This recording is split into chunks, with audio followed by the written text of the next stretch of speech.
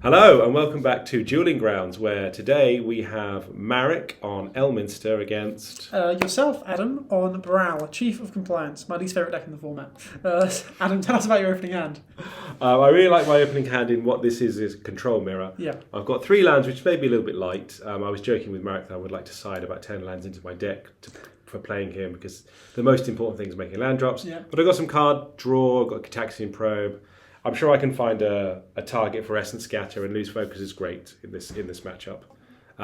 Please tell me about Marek's hand. Yeah, I mean, it looks okay. He's got 2 lands. Castle of Antris, which feels like a good land in the control mirror, because games go long and grindy obviously with your mana. He's got 2 white cards, no white sources at the moment, but he has a Ponder, so he can redraw. Yeah. The removal spells, I think we were talking before the video started, they feel like dead cards, but they're not really. They're not really, because even though it's a control mirror, your win condition is still creatures. Yeah. So, you're on the play, and you do not lead with a land. I don't know, and I would never play a land before playing Gitaxian Probe. If my opponent wants to counter Gitaxian Probe with like Force of Negation, please be my guest. And you're drawing a card. I might draw a land that I want to play instead of one of the lands in my hand. Of course. So you shouldn't really play. And would you ever pay a mana for Gitaxian Probe on turn 1? On turn 1, no. If you don't have any 1 mana counter spells. But you're drawing a card. You might draw into one. I might draw into a Spell Pierce or a Stern Scalding or something. But in the control mirror, how likely you need to counter something? Your life total doesn't matter. Sure, that's fair. I think it's worth mentioning as well because of the glare. Last night we had 25 people. Brilliant. Which was amazing, huge. A record since we started doing Duel Commander as FNM, so I was really excited, as we all were excited. But please, continue. Unfortunately, that meant we were a bit distracted because we were so happy. We didn't turn the lights off, so there was a bit of glare on Marek's cards, which I apologise for. But we'll try and make sure we update with what cards are being played and, keep track of what's happening. We'll be more prompt and won't repeat this mistake too often in the future. Maybe at least once, though. Also, while we're talking about the game, I'm quite excited about Elminster because this is a deck that... This is a meta deck that we haven't seen before. It's a hard control deck. It's blue-white control. Yes. Which we don't see a lot of hard control decks either, really. No, apart from yourself.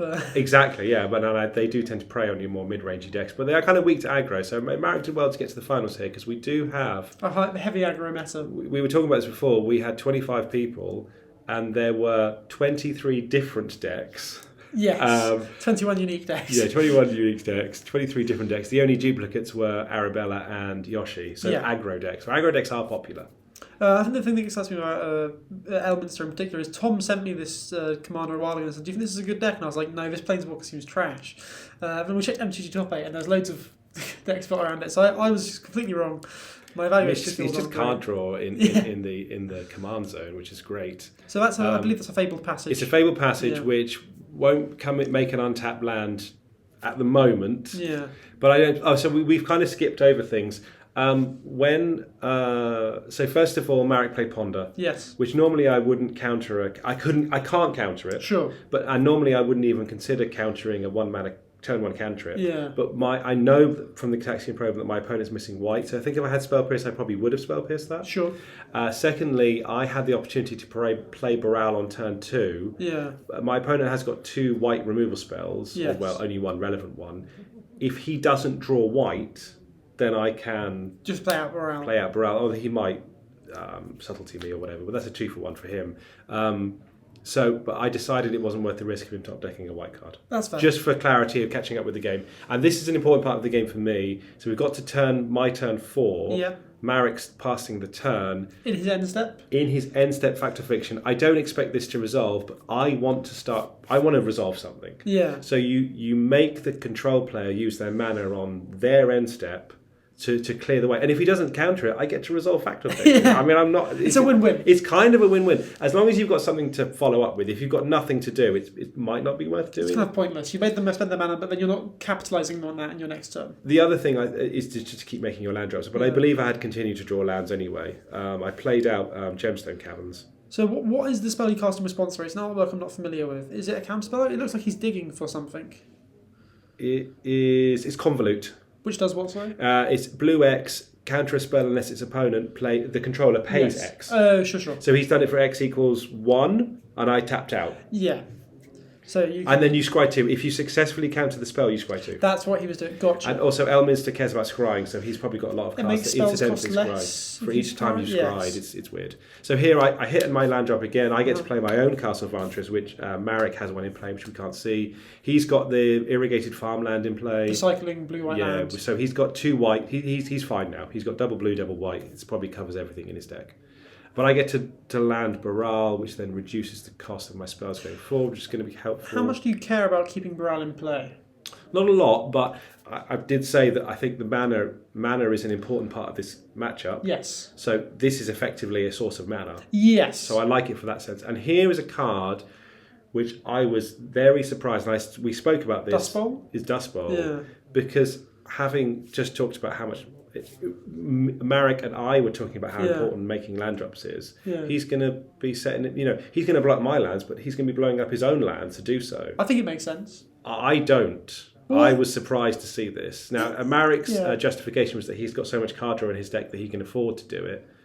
But also, he doesn't have to use the ability. He doesn't have to use it. But I was just a little bit surprised to see it. Maybe you think it's good. I think it being a colourless land is a bit of a downside, but I feel like in a 2-colour deck you can get away with a couple colourless lands. Yeah. And in the matchups where it's relevant, like if he was playing against Azusa, I feel like it's... No, I suppose. I mean, you card. can't side it out. And even here, I feel like blowing up your Castle Vantress in the long term feels like a beneficial plan, because he'll have that mana sink at the end of turn and you won't.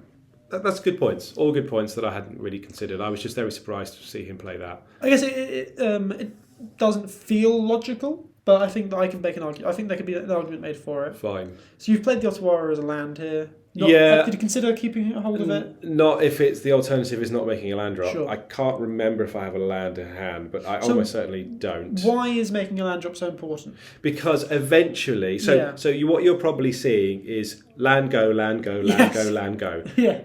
And then at some point, somebody pulls the trigger and plays a spell, and then the other one counters.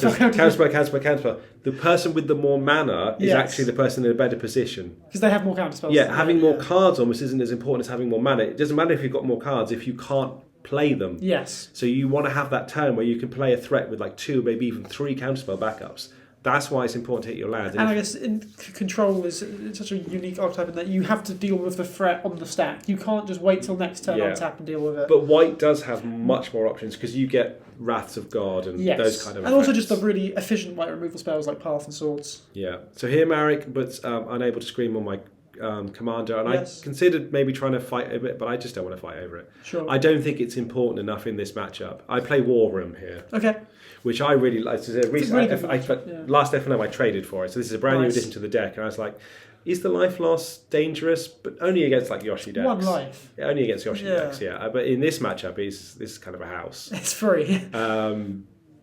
So I'm paying... He's paying... he's cast subtlety in my end step. But no targets, just flashing it in as a threat. Which is great. It's a clock. No, I understand. We're playing like almost a creatureless versus creatureless deck. You just need to win the game somehow. Yeah. So he flashed it in. I found a target for my Essence Scatter. Which has I guess less targets in this matchup than most of your other counter spells. I'm never going to turn down a target for Essence Scatter because it's so unlikely to have anything. I used War Room, and I think at that point Marek kind of realised what War Room does. Marek has been playing Magic for years and years and years, but some of the newer stuff he's just not interested in. I think he looks at it and goes, he just looks at it, that's got too many words, I don't care. It's a land, who cares? Yeah. But I guess he probably should have. So now he's going to dust bowl it because he saw me. I think he saw me draw a card off it. But of course, I get to draw 2 cards. So I'm thrilled here. We're trading a land each, but I drew 2 cards off my land. And he spent 3 of his mana to do so. Yeah. So I guess he's forced you to pay 3 mana to draw a second card, but still you're drawing a second card. I'm still really happy to be up on this exchange. So you're up on cards in hand and you're up on lands at the moment. Yes. So that's a very good sign in the control mirror. I was worried because Marek is an incredibly good player, and I mean that he's been playing for years. Yeah. He's played at high level tournaments and stuff. I go into the matchup being worried, but I just seem to have got the edge on him here. As you say, I've got cards and I've got mana advantage. Baral isn't doing anything. I don't really care. We'll find a way to win the game at some point. Yes. No, I think when we were talking about this last night, I mentioned that was it like a grindy matchup, and you said you wouldn't call it a grindy matchup. No, because it's more in my definition of a grindy matchup. Here he's blowing up, as you suggested he should do. He's blowing up my Castle Vantress. In my mind, a grindy matchup is one where you're exchanging lots of permanents. Think like Grixis versus Jund. Yes. Lots and lots of kill this, kill that, trade this, take cards out of your hand. This is we're not casting spells. No. We're just going land go, land go, land go, land go. So it's not. It's more like tense. Yeah. It actually feels quite tense playing it because it's like in a western, like two standoff. gunslingers just like staring at each other. Who's going to draw first? I think Because often the person who draws first is going to lose. It's this Archmage's charm. Target himself to draw 2 cards. I briefly consider fighting over this. Yeah. In your own step, I'm assuming he's casting this. Yes. And you do. You manage. I do. Okay. See, this is how even less than 24 hours later, I don't remember, but I do fight over it. I guess because I want to retain my land advantage. Yeah. Speaking of which, jumping back, I was a bit surprised to see him blow up the Vantress because even though I mentioned it in theory being a good play, when he's behind on lands, it feels a bit weird to start having both of you throw away lands. I guess this is my. If you were keeping that parity, yes, then getting rid of your targeting your specific lands that have abilities is good. But generally, I don't know how much I agree with it in this situation. Cycle Shark Typhoon. Not casting. Oh, you're cycling at end step. Cycle Shark Typhoon end step. For X is free? Yes, because I tap 2 mana for my 3/3 flyer, so it's a good threat. Well, it's not great seeing as he has put target creature into library effects, which are very good against tokens. Yeah, that's fine. I think, in my mind, I've got... I don't know whether I'd already drawn it, but I have a threat in hand that I'm going to use to win the game, and I'm trying to bait his removal spells. Sure, okay. So the 3/3 fly... Play your bad threats for him to remove. Yeah, this replaces itself. This is a cantripping creature, so that's one removal spell gone. Yes. And I need to get him to play the Get Lost on something. Yeah. And then I can start playing out some more realistic threats. I see a ManaTraders as well in his hand, which just feels like a bit of a dead card now. Now it does. This is why I like playing cards like this in Baral. Obviously, Baral's not effective here, but you can loot these situational cards away. So I play things like Blue Elemental Blast, which in some matchups is dead, and I wouldn't normally play it in a blue deck, but when you can freely loot it away, it feels so much like an you get to run these kind of silver bullet cards. That's perfect turn. Yeah, perfect turn. Thank you, play to win. So we're doing to do some. Oh yes, I'll play one of my favourite cards of all time. Can you remember what it is? Treachery. Bribery. Okay. So I have no idea if Marek even has any targets left in his deck because he's played out the subtlety. It's got to be something, and he has to win the game somehow. Yeah, I mean, I'm almost certainly sitting on like 2 counter spells to do this. I think I've got like Lose Focus and maybe a Spell Snare, like a 1 mana removal spell, and I think I've got Wash Away by this point as well. So I'm not even worried about his commander coming down. Yes. So I think let's do it. Let's. This is a bit of a. I'll be honest. I think I even said this to Marek. This is a bit of a risk. Sure. Tapping out 5 mana at this point in the game is probably a bit premature. For a card you don't know what you're getting. Yeah. This is a deck you don't know. I guess one of the Bribery is obviously a good magic card. I was hoping that he put something like Torrential Gearhulk? No. What's the legal white initiative creature? Seasoned Engineer. I was hoping he'd put something like Seasoned Engineer because I would put Seasoned Engineer in my blue white control deck. Yeah. And he plays this. I don't remember the name of it. It's as a judge, I can't help but present him that his modal double face card is sleeved the wrong way around. Yeah, no, that's fair. So I have to do that. I also get to look through his deck and see what he's playing. That's quite. I mean, that is a powerful for game effect 2, that's useful to know. Yeah. You know which counter spells you don't have to worry about. And like what board wipes, what removal spells he's playing.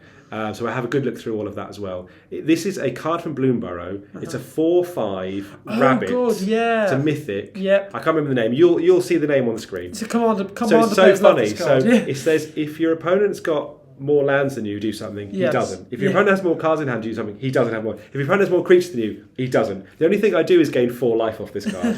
So it's a 5 mana because I cast Bribery. Yeah. It's a 5 mana 4/5 gain 4 life. So I saw not a good threat. I saw that there was a Solitude. Do you consider? I considered it, but he has no creatures in play. You could target Baral, just so you have a life linking threat instead of a regular threat. I don't care about my life. Does Solitude say up to 1 target, or does it have to target? I don't know if it does, and I probably could have targeted the Baral, but I did consider it. Yeah. I definitely considered it. But this creature's got 4 power, and it's anything. It's all dying to this card anyway. I can't remember if Solitude targets or not. If Solitude doesn't target, then I'd argue maybe it's better to grab Solitude just so you get a removal spell out of his deck as well. Well, I did. You got him to use a removal spell. Yes, but you've that's what got I mean. 2 removal spells. Oh no, I see what you mean. No, but remember I said earlier Yeah. in this recording that I wanted to bait out his removal spells. Sure. So he's played the get lost on the thing I targeted. Whatever I got was going to die to get I lost. am more just arguing that if you also taken Solitude out of his deck, he'd have He one wouldn't less have removal access to spell in his Solitude deck later. for later on. Yeah. But I get 2 map Two maps. counters. So Yes. this is good value, right? This is good. This is Yeah, good I value. think so. So he's tapping out. As you said you've got a threat in hand. Is this? I want to talk about this turn. No, go ahead. This was an exciting turn. Okay. I tank about this. Remember, I said I have enough mana to play 2 spells. Yeah.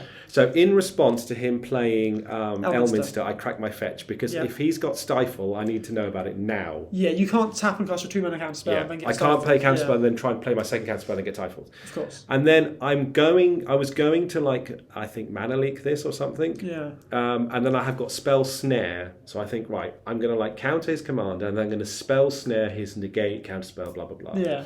And I think, oh no, what if he's got Dovin's Veto? Sure. Dovin's Veto is uncounterable. So this is like the only way that my plan can go wrong. Sorry, I'm going to wash away his guy. It can't be countered and counter target non-creature spell? It's a negate that can't be countered. Yeah. Dovin's Veto. So And you can still then counter the original spell. if you have a spell that can counter it. Oh, you need both your spells to be able to target Elminster, is what you're saying. Yes. Yeah. So I think that if I play the counter spell that I'm intending to play, I don't have another counter to then re-counter the Elminster. I could counter his counter spell, but if he has a Dovin's Veto, I'm out of luck, and he gets to resolve his commander. So I didn't want to play Lose Focus here, but I replicated Lose Focus because that plays around, because it's 2 separate copies. Yes. And that was it's kind of in the way, and you will play like this, you think, how does this not work? How do I lose in this situation? Yeah. And it's the only way I lose in this situation is if he has exactly Dovin's Veto. Yes. So can I play around it? If the answer is no, you don't play around it. Sure. But if you can play around it, and it's the only way you can lose, you definitely should play around it. Just as a general rule for playing. I like it.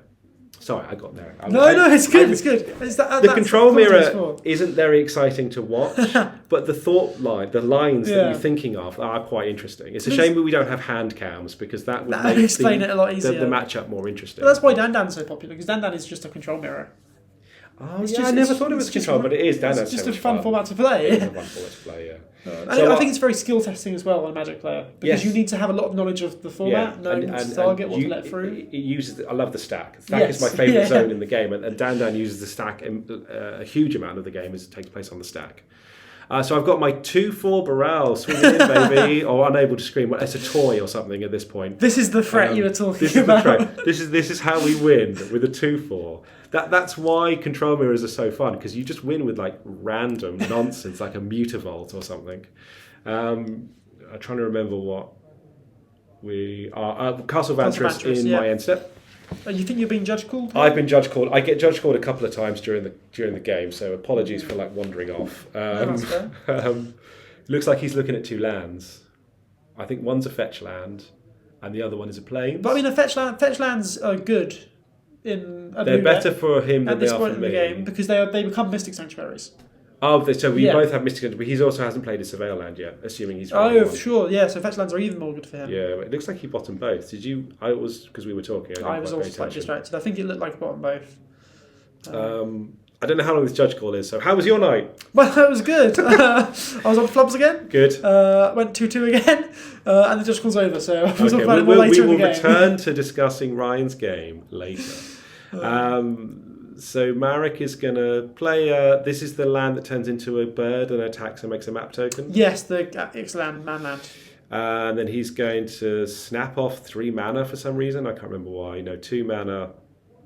Prismatic ending. Prismatic ending. Oh, I think Marek just untapped his manland. That's a bit cheeky. See, Marek doesn't make mistakes. Yeah. So he prismatic ending. He corrects his mistakes. Yeah. Unlike me, that just carries on through my mistakes. I again briefly considered doing something about this. Yeah. So you were saying how surprised you were to see us flashed in subtlety. with no target. That's happened again. In the control mirror, flashing and subtlety, I think, is a real play. It's a free flyer, right? Yeah. That's a this is where we're talking about like mana. So we've had this. So this is the thing I talked about. You asked me why lands are. Now we're having the fight. The snap. Yeah. I'm flashing in hid. He's flashing hidden. So he started off by playing a Ruber spell on my commander. Yes. Then I respond by flashing in a threat. Yeah. He responds by countering my threat. Now it's Marek is the one left on 1 mana, and that's a plains for the people that can't see with the glare. He doesn't even have any blue mana left. So all he had is the So now I get to untap with like 500 mana. Yes. My opponent's got one plains. Not 500, but I get your point. You know my point. I'm getting excited. Now we play the game-winning threat. And this has been sitting in my hand for a long time, and I've been trying to get his removal spells out of him, trying to get his counter spells out of him, so that we can maneuver the game into a point where I might be able to resolve a real game-winning threat. This is where a plan comes together. This is where the plan comes together. And what a threat. This is probably the best creature in your deck. This has been such a house in Baral. This has won me so many games. And unfortunately, my phone got too excited, overheated, and stopped recording, which we didn't realise because we were playing. Of course, which is understandably playing in Magic. In fact, we didn't realise until we went to present hands for Game 2. I think it's nice that we at least got to see the Oculus resolve, and then you can explain to us what happened. Yeah, so I mean, to be honest, I can't remember exactly what happened, and it doesn't really matter. Yeah. Because the control mirror often feels like that. Like as I said, it's not grindy. Yes. It's like this kind of you said Mexican standoff. We've had the Mexican standoff, so I'm really happy that the camera managed to catch that bit. Yeah. Because honestly, what happens afterwards, unless Marek has a supreme verdict, spoilers, he doesn't. Yeah. He's not winning that game. Because the reason supreme verdict's relevant is because it says it can't be countered to royal creatures. Whereas you. Now you have all the mana and all the spells. You can just protect your one threat. Even by tapping out for Oculus, I still have something like 5-6 mana in play. Multiple counter spells in hand. As we know, I've got more cards in hand than Marek. Yeah. He's unlikely to win a counter war now if we fight over the Oculus. Yes. As far as I remember, I make at least 2 manifests off it. Yeah. So he sticks around for a couple of turn cycles. That becomes 9 power at that point. Yeah. The first hit is like 7 off his life total. Yeah. I believe he does deal with the Oculus, but then I think I have the 2 manifests left over, and I think I make another threat, and it's just all over. Without a board, like basically an uncounterable board wipe, he can't win the game. So I think I'm really sorry to the people watching at home. Yeah. That we didn't get to see the actual end of the game, but realistically, and I think Marek would agree, the game ended when that Oculus came into play without an answer. And then the turn before that was the last real turn of the game. That was the fight that sort of determined the game. Maybe Marek, maybe the right cards drawn would have meant that he could come back from that. As it turned out, he didn't. Yeah. Oculus is such a fast clock that it closes the door so quickly. So like flashing in a 3/3 flyer doesn't really end the game quickly. This does. It does. That's why I think probably the best creature in your deck. That's why it's so good, yeah. Nice. Well, apologies. We can say, I'm sorry for people at home. If you can forgive us for this technical error, please give us a like and subscribe, and we'll see you back for Game 2. We do still have a Game 2. Best of luck to Marek going into Game 2. Hello and welcome back to Dueling Grounds. Heading into Game 2 now. Marek is on the play. I think his hand looks really good. He's got 3 lands, all of the Storm Giants, which again becomes a threat later on in the game, and a hard to deal with threat as well because of the ward. He has Archmage's Charm, Mana Leak, so a couple counter spells. Get Lost. The card I'm curious about is he's got the Enlightened Tutor in his hand, and I'm not sure what the targets are in this deck. So I wondered. Okay, interesting. Hopefully you don't counter it, we can see. Yes, indeed. How's your hand? My hand, I'm happy with my hand again. I've got 3 lands. Yeah. I also have Horde of the Storm Giants. Nice. Got Currency Converter, which we've talked about in another Baral video. It's just almost built for Baral. It's amazing. It's beautiful. Mana Leak, and then effectively a 4th land with the Lorien Revealed, and a Shark Typhoon, which we saw in Game 1. Is nice to have a flash threat that cantrips. Nice. So happy. So, Marek is on the play. It's funny you mentioned Currency Converter being good in Baral, because it's also good in quite a lot of the mono blue decks. Like, it's good in Malcolm. Oh, okay. It's good in Octavia. Basically, any commander that says the word discard on it. And a couple or of them like discard adjacent, blue, like Asmo. Yes, it'll be good in Katara as well. Yeah. How do you feel about Katara, by the way? I don't think I've seen Avatar it. one. It's 2 mana. Whenever you cast a spell in your opponent's turn, you get an experience counter. And when you attack, you draw cards equal to the number of experience counters you have, and then discard a card. Oh, that sounds interesting. I haven't had a chance to sort of think about it yet. Sure. Next video. Next video. So the Converter resolves. and Converter you're resolves, activating. Marek lets it resolve. I don't think Yeah. Marek has the ability to stop it. He had a quick glance of it, but I think, again, as I sort of alluded to earlier, Marek has been out of the scene for a little while. Sure. And so I think he just looked at it as like, it's a card with words on it. One of these newfangled magic cards. Um, It's one mana, I don't need to worry about here, it. now he's paying attention because I have used it. Yeah. So the very rarely used mode on Currency Converter is pay 2 mana and tap it to loot, because that's terrible rate. But really good in the control mirror when you just have lots of If mana. you've got left nothing, in yeah, steps, if you've got nothing to do with your mana, it's fantastic. So I loot away the Lorien Revealed, Yes. and then exile it to the Currency Converter. Interesting, because you said the most important thing about the control mirror is making your land drops, but you've looted away a land Yes. drop effectively. So I would have drawn lands. Sure. I had to have a reason to do that, and I Yeah. think I didn't want to get rid of Shark Typhoon or Mana Leak or The other cards were just too important. Yeah, and I think I must have drawn lands to be able to get to that point. Here's one that's going to get looted away. I've drawn a Blue Blast, Yeah. or I think it's either Hydroblast or Blue Blast. I think it's Blue Blast. That's going to go. Very unlikely to have a target. Yeah, so this is great. I just get to make a free 2/2. Yeah. This is a 2/2 that didn't really cost me anything. So now Marek decides actually this can't be allowed to exist. So in his turn. Get Lost is a sorcerer, I believe. Oh, thank you. Yeah. So in his turn, I was trying to figure out why he would do it in his turn. In his turn, he's blown up my Currency Converter. I loot in response. Yeah. But then I don't exile it, and then I untap. What's worth noting as well is that Oh wait, no, it must no, be it an was instant. it was then It was an yeah, instant, sorry, though. yeah. So he untaps, takes his turn, and then I decide to read Get Lost at some point. Yes. Which for the eagle-eyed viewers at home will realise that it doesn't say the word artifact on it. Yes. I believe it only targets creatures, maybe planeswalkers and enchantments. Yes. So we have to...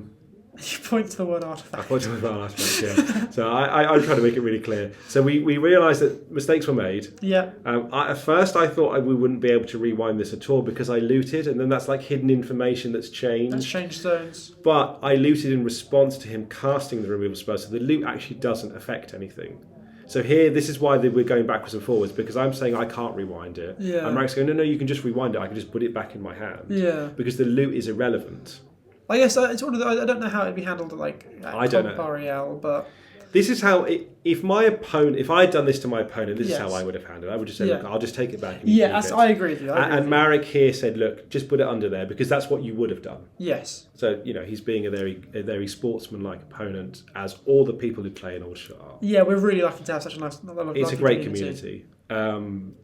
So I've got another 2/2 lined up. Now, I think for me, he's going to... This is a Tectonic Edge. This is Field of Ruin, sorry. But again, I feel like this is another example. Again, that's very much a land that I would want to Dust Bowl. Yeah, that makes sense. That makes sense. I was probably a bit too down on it. Maybe I should just be running it myself. Yeah, I think in a monocolour deck you definitely should be running it. In fairness, I'm running a Field of Ruin. Yes. And like a Tectonic Edge. I think Dust Bowl is one of the better ones. Yeah, maybe I should upgrade. Because it's recurable. I should upgrade to that. Yeah. You've convinced me just in the course of this video. If I'm building a monocolour deck, I've almost always got a Dust Bowl in there. Okay. And a lot of the times it won't do anything, but the games where it is relevant, it's winning you the game. You genuinely joke that you have convinced me just talking about it. I get that. So here, I just wanted to sort of say that I've got the ability to make this instant speed 2/2 because there's a spell. But, okay, he's blown it up, so I'm going to. But I don't really want to ever have 2 in play. Because of a Supreme Verdict. I don't want to give him value off of his board wipes. Yes. I want to eke out each card out of his hand. Yes. So if he hadn't killed it with Get Lost, I would have just kept the Blue Blast underneath there. And then put more cards underneath there and as well. keep attacking him until he does something. Do you not worry about if he draws into artifact removal? But then I tap it and make one in No, response. but if you put several underneath there... Oh, if I've got several, I might, You kind of want to balance it out, so you've got some in place, some I honestly underneath. don't expect it to, one way or another, to last that long. Sure, But you are right. If I've got multiples in play, I wouldn't. But I'm not in a hurry to start running out multiple creatures and give him value on his Supreme Verdicts. I guess that's the edge that he kind of has over you, is that he definitely has more access to good counterspells in his colours. Yes. Are you running any mass balance effects in your deck? I took them out. This is the second iteration of Baral, and I found that I just wasn't getting to the point where my opponent had a bunch of creatures in play. I was basically dead at that point. Even mass bounce wouldn't help. Yeah. Where are we at here? So I believe... You flashed in a subtlety again. No, but something happened before then. Oh, but this one actually had a target. It targeted the Wandering Emperor. Yes, he plays the Wandering Emperor. Yeah, to try and kill your rogue? Yeah, I believe so. Or exile the artifact. I believe Wandering Emperor exiles artifacts. We'll check. Possibly. We'll check back on the tape. You at home will know. Yeah. So I flash it. Yeah, I basically counter it with subtlety. Even better stuff. This is subtlety as intended. Yeah, with 2 lands up. So I also have counter magic backup. You had the mana leak that we know about that hasn't been used. And Marek had to tap down to 1 mana. Yes. So he wasn't able to really fight into my 2 mana. Yes. Just to stop the subtlety. So he's again, land drops are so important. Yeah, really, really important. And you've Gataxian Probed him as well, again, which just feels brutal in the control mirror because you know which counterspells to use. Exactly. So I know he has a mana leak and not, let's say, a miscalculation. Yes. So I know that I need to tap out a certain amount. You're absolutely right. And you know that you can't stop this stock up from resolving. So you have to basically decide: do I trade my counterspell for his counterspell? Yeah. And seeing as he's about to get 2 new cards in his hand, if you're low on counterspells, you probably don't want to make that trade because he's going to draw into more counterspells. Yeah, it's such a good point. We can see his stock up here. Actually, it's interesting for me because I assumed he was trying to hit land drops with his stock up. Sure. And I think again, always consider countering the card draw, but usually I just don't really feel like I want to. I want to counter the things that are going to kill me. I think I think that normally you don't want to counter the card draw. But I guess in a control matchup, there's probably more of an argument. Maybe I should be more because you can spend 1 card to stop them getting 2 cards. That's true. He does have. I know about the Wandering Emperor though. He redrew it after putting it on top, so I know that. But you also know he can't cast by here. So I guess it really comes down to what do you have in your hand. Exactly. Yeah. Which we don't really know about at the moment. But if you have other counter spells, perhaps it's less of a worry. I'm just sad he hasn't cast his Enlightened Tutor. I want to know what his target is in his deck. Maybe it's just a very boring answer. Maybe it's just to grab Unable to Screams and stuff.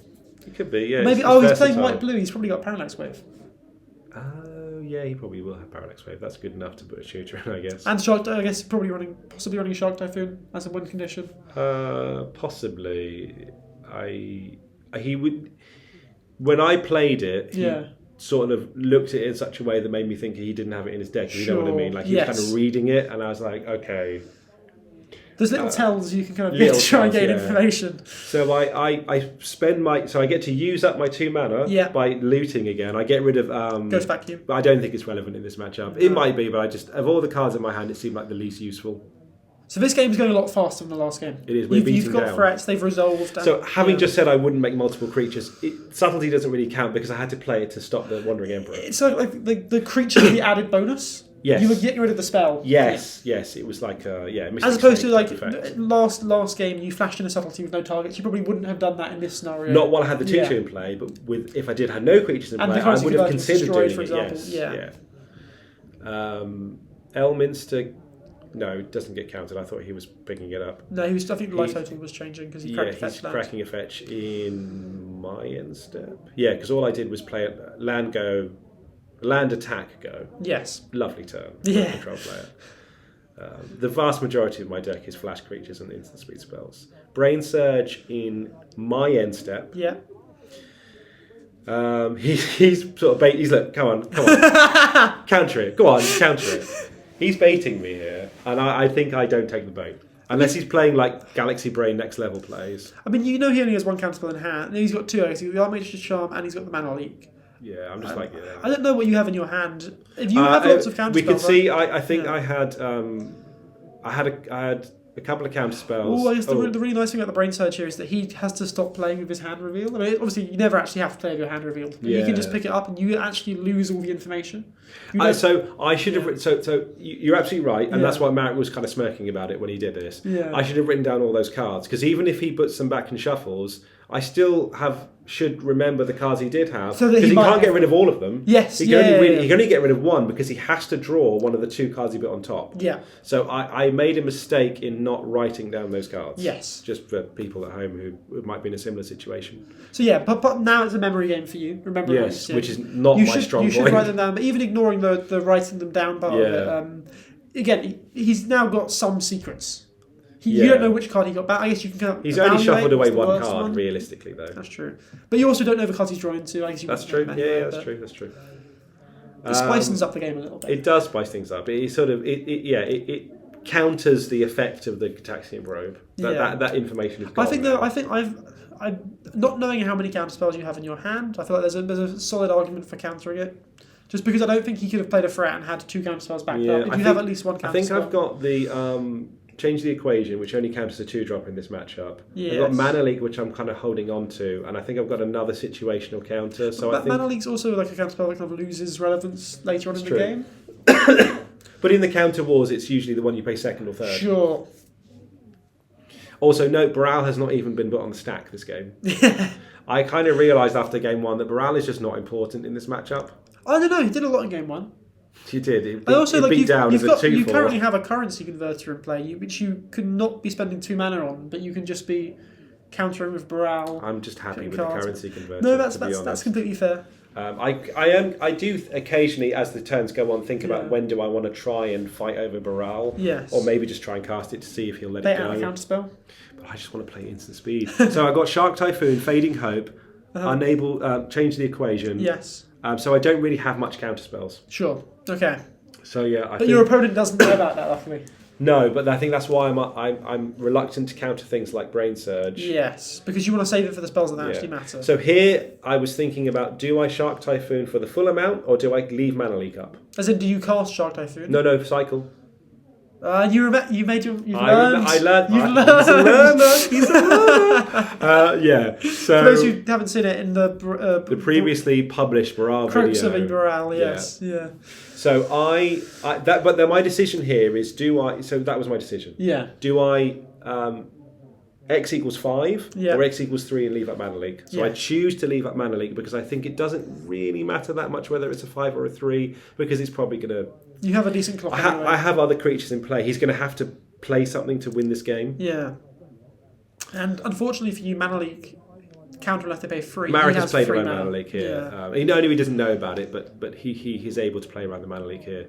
So what we're doing is he's resolved his Wandering Emperor. Yeah. And he's exiling the subtlety. So in response, I am making a 2/2 because of the clock. He's on 7. Yes. And a 3/3 shark and 2 2/2s is 7. Yeah. So that's why I'm making the 2/2. And why are you doing it in response as opposed to doing it in his end step? I don't know, just so I don't forget to do it, because I'm quite likely to just let him pass the turn and go, oh, I was supposed to do that. It's the end of the night. I say this every video. It's the end of the night, it's the end of the week. It's one of the things, maybe it's tired, the optimal play. Not as young as I used to be. I guess the other argument is just maybe to prevent him drawing into a stifle. Yeah. If he doesn't have the stifle in hand now, he could top deck it and then do it. So now he plays... Oh, God, what does he play?